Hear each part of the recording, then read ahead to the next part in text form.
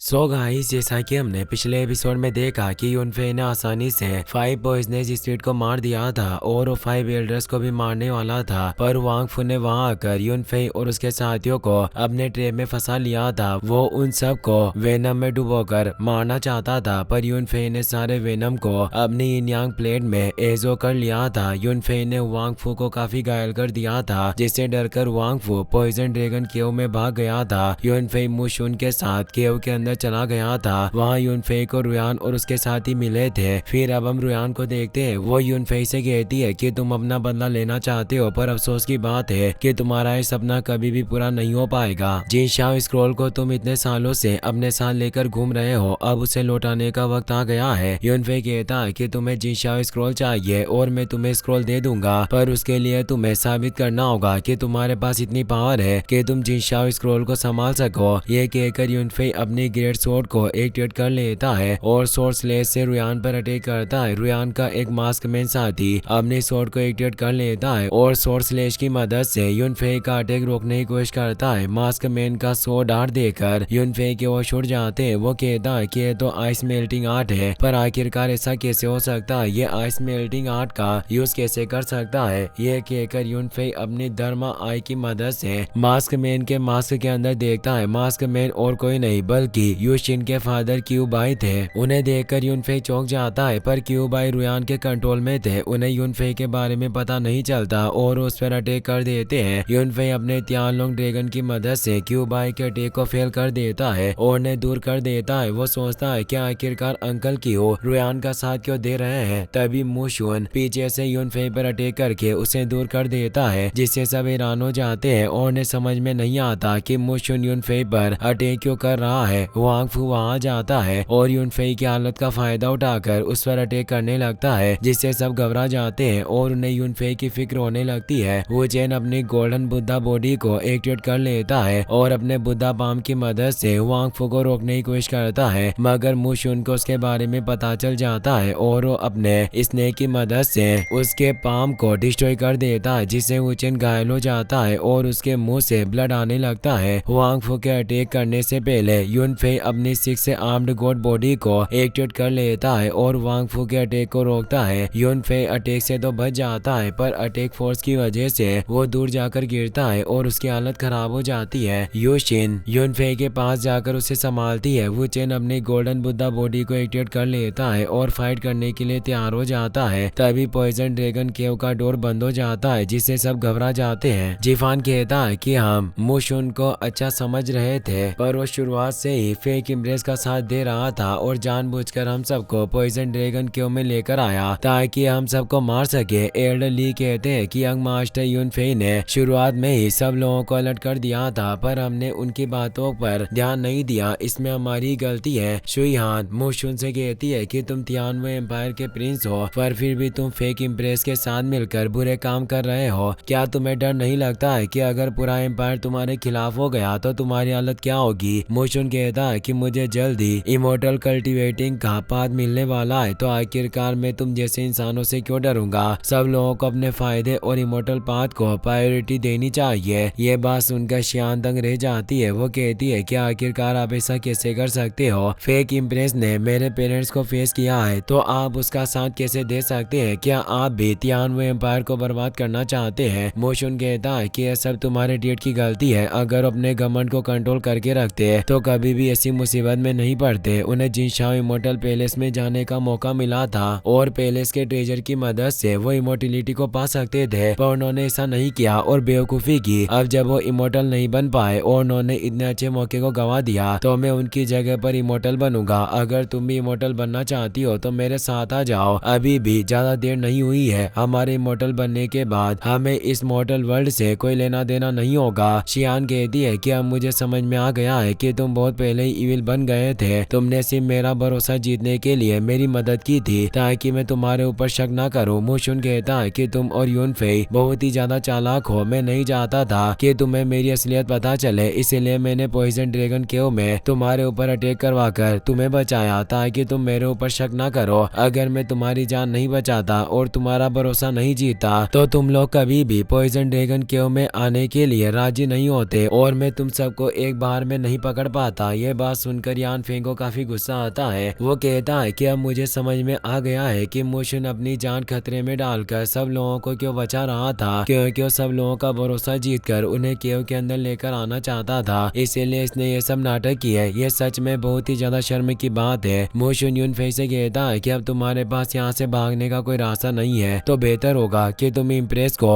जिनशाओ scroll दे दो ताकि हम तुम्हें जिंदा छोड़ दे। यूनफेई कहता है कि आखिरकार तुम्हें ऐसा क्यों लग रहा है कि मैं यहाँ से भागना चाहता हूँ, मैं यहीं रुककर तुम्हारा मुकाबला करूंगा। मोशन कहता है कि मैंने तुम्हें बुरी तरह से घायल कर दिया है, क्या तुम्हें सच में ऐसा लगता है कि तुम अभी भी हम सबका मुकाबला करके हमें हरा पाओगे और यहाँ से जिंदा निकल पाओगे? ये बात सुनकर यूनफेई हंसने लगता है। वो कहता है कि यहाँ तक कि तुम भी अपनी कमजोर पावर के साथ सोच रहे हो कि तुम मुझे घायल कर सकते हो, पर अफसोस की बात है कि मुझे तुम्हारे अटैक से कोई फर्क नहीं पड़ा। ये कहकर यूनफेई अपनी बॉडी से एनर्जी रिलीज करता है, जिससे मुश उनके होश उड़ जाते हैं। वो कहता है कि आखिरकार ऐसा कैसे हो सकता है, तुम्हारा ध्यान मेरे ऊपर नहीं था तो तुमने मेरे स्ट्रॉन्ग अटैक से अपने आप को कैसे बचा लिया? यूनफेई कहता है कि तुम्हें ऐसा लग रहा है कि मैं तुम्हारे ऊपर ध्यान नहीं दे रहा था, पर शुरुआत से लेकर अभी तक मैं तुम्हारे ऊपर नजर रखे हुए था। मुझे बहुत वक्त पहले तुम्हारी असलियत पता चल गई थी, पर मैं सिर्फ सब लोगों को तुम्हारा असली चेहरा दिखाना चाहता था, इसीलिए मैंने सब नाटक किया। जुएई कहती है कि मेरे यंग मास्टर पहले से ही नेसेंट सोल रियल्म के कल्टिवेटर बन चुके थे और उनके पास गोल्डन बॉडी है। तुम जैसे कमजोरों के अटैक से उन्हें कोई फर्क नहीं पड़ता। गोल्डन बॉडी के बारे में सुनकर मोशन के होश उड़ जाते हैं। वो कहता है कि मुझे लग रहा था कि मेरा प्लान एकदम परफेक्ट है, पर अब मुझे पता चल रहा है कि मेरा प्लान भी तुम्हारे प्लान का एक हिस्सा था। मैंने कभी भी नहीं सोचा था कि आखिर में जाकर एक जोकर बन जाऊंगा। जिफान खुशी से कहता है कि यूनफेई एकदम ठीक है, तो अब हमें किसी से भी डरने की जरूरत नहीं है। शुयान कहती है कि तुम सही कह रहे हो, यूनफेई नेसेंट सोल रियल्म का कल्टिवेटर बन गया है, अब कोई भी उनका मुकाबला नहीं कर सकता। अब भले फेक इम्प्रेस कितने भी प्लान क्यों ना बना ले, वो यहाँ से बचकर नहीं भाग सकती। रुयान यूनफेई से कहती है कि मैं मानती हूँ कि तुम बहुत ही ज्यादा पावरफुल हो और तुम्हारे जैसा टैलेंटेड जीनियस हजारों सालों में एक बार पैदा होता है, पर फिर भी तुम मेरा मुकाबला नहीं कर सकते। मैं तुम्हें एक मौका दे रही हूँ, जिनशाओ स्क्रॉल मेरे हवाले कर दो, मैं तुम्हें जिंदा छोड़ दूंगी, वरना आज पॉइजन ड्रैगन केव में इन सब लोगों के साथ तुम्हारी भी कब्र बन जाएगी। यूनफेई कहता है कि मैंने पहले ही तुम्हें कह दिया था कि अगर तुम्हें जिनशाओ स्क्रॉल चाहिए तो तुम्हें इसके लायक बनना होगा और तुम्हारे पास स्क्रॉल को लेने की पावर भी होनी चाहिए। रुयान कहती है कि तुम बहुत ही ज्यादा जिद्दी हो, तो अब मुझे तुम्हें सबक सिखाना ही पड़ेगा। क्या तुम्हें ऐसा लगता है कि मैंने तुम्हें यहाँ बुलाने से पहले कोई तैयारी नहीं की होगी? आज मैं तुम्हें अपनी पावर दिखाऊंगी। ये कहकर अपनी सोल डिवोरिंग फॉर्मेशन एक्टिवेट कर देती है, जिससे जुए की हैरान हो जाती है। यूनफेई अपने तियानलोंग पाम से फॉर्मेशन पर अटैक करता है, मगर फॉर्मेशन यूनफेई के अटैक को एजो कर लेती है, जिसकी वजह से यूनफेई दूर हो जाता है। यह देखकर शियान हैरान हो जाती है। वो कहती है कि आखिरकार एक ऐसी फॉर्मेशन है जिसने इतनी स्ट्रॉन्ग स्पिरिचुअल पावर को भी एजो कर लिया। रुयान जोर जोर से हंसने लगती है। वो कहती है कि मेरी soul devouring formation heaven and earth की विटेलिटी एनर्जी को एजो कर सकती है। तुम्हारा अटैक मेरी फॉर्मेशन के लिए सिर्फ एक सोर्स बनकर रह गया, जिसकी वजह से फॉर्मेशन की पावर और ज्यादा बढ़ गई है। अब जल्दी से जिनशाओ स्क्रॉल मुझे दे दो, वरना तुम में से कोई भी जिंदा नहीं बच पाएगा। ये कहकर अपने सोल डिवोरिंग फॉर्मेशन को एक्टिवेट कर देती है, जिससे वहाँ मौजूद लोगों का कल्टिवेशन लेवल कम होने लगता है और वो कमजोर पड़ने लगते हैं। यूनफेई अपनी धर्मा आई को एक्टिवेट कर लेता है और उसकी मदद से फॉर्मेशन को डिस्ट्रॉय करने की कोशिश करता है। इस मौके का फायदा उठाकर मुशुन अपने स्नेक्स से यूनफेई पर अटैक कर देता है, पर यूनफेई अपनी गोल्डन बेल की मदद से उसके अटैक को फेल कर देता है और मुशुन को घायल कर देता है। वांग फू भी यूनफेई पर अटैक करने के लिए आता है, लेकिन यूनफेई अपनी गॉड बॉडी के एक ही अटैक में उसे दूर गिरा देता है। यह देखकर रुयान के होश उड़ जाते हैं। वो कहती है कि यूनफेई की पावर नेसेंट सोल रियल्म के फर्स्ट स्टेज से भी आगे निकल गई है। यूनफेई अपने डिवाइन स्फीयर से सोल डिवोरिंग फॉर्मेशन पर अटैक करता है। रुयान अपने गोल्डन ड्रैगन की मदद से उसे रोकने की कोशिश करती है, जिसकी वजह से वहाँ एक ब्लास्ट हो जाता है और उस ब्लास्ट की वजह से सोल डिवोरिंग फॉर्मेशन डिस्ट्रॉय हो जाती है, जिससे 9 इमोर्टल सेट्स के मेंबर्स खुश हो जाते हैं और यूनफेई की तारीफ करने लगते हैं। यूनफेई रुयान से कहता है कि जल्दी से फेंग सिस्टर्स को मेरे हवाले कर दो, वरना तुम जिंदा नहीं बच पाओगी। इसी के साथ ये एपिसोड यहीं पर खत्म हो जाता है। गाइस, अगर आपको वीडियो पसंद आया हो तो इस वीडियो को लाइक करने के साथ साथ चैनल को सब्सक्राइब जरूर कर लेना। मिलते हैं नेक्स्ट वीडियो में।